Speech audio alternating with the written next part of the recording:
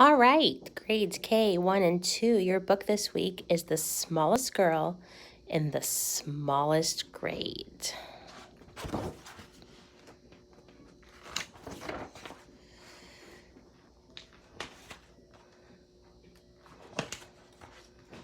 Hardly anyone noticed young Sally McCabe. I wonder which one is Sally.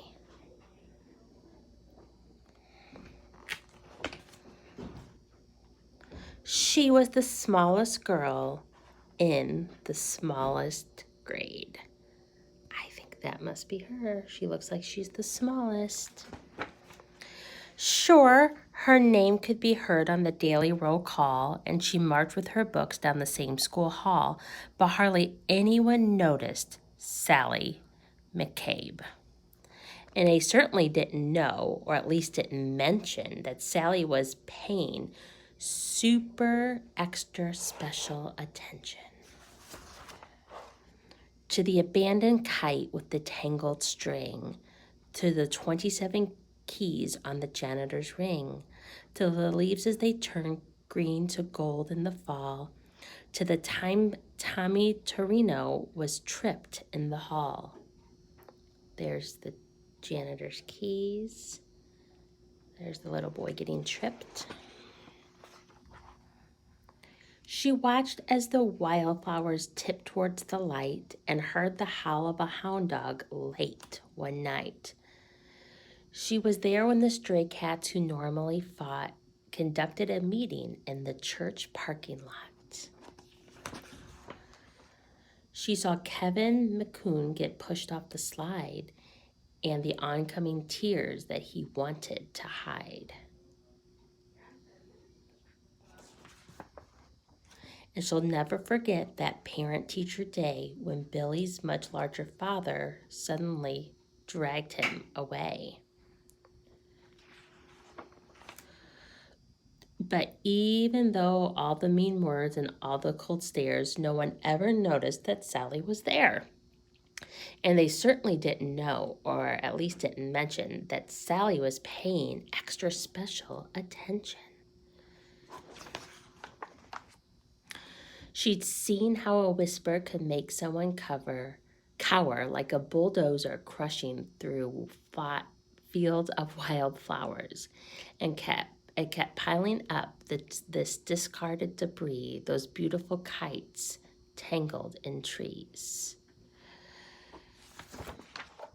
So on February 3rd at 11:29, Sally Second grade recess. stepped straight out of the lunchroom line.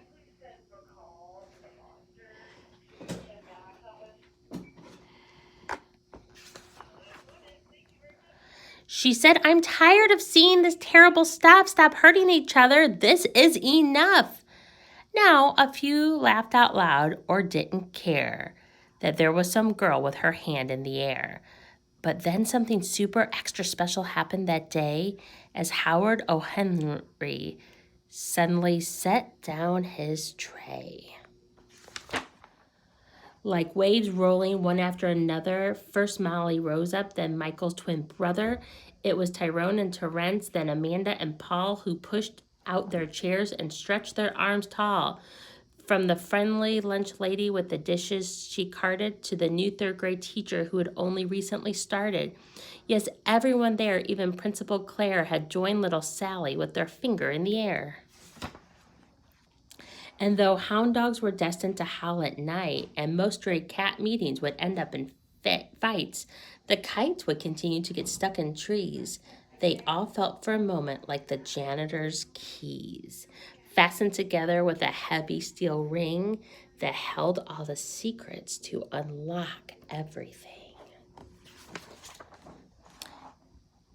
As the world returned to the way it was, Sally noticed the difference as she normally does when Billy paused briefly to open the door for Miss O'Connell and 17 more.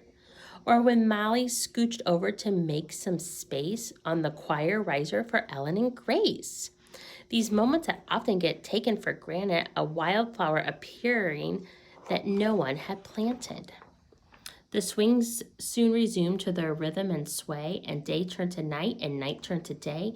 People remembered and would quite often mention that Sally had been paying extra special attention, and how the world could transform and a change could be made by the smallest girl in the smallest grade. Definitely a lesson in this book that no matter if you're big or small, you can stand up and make things better.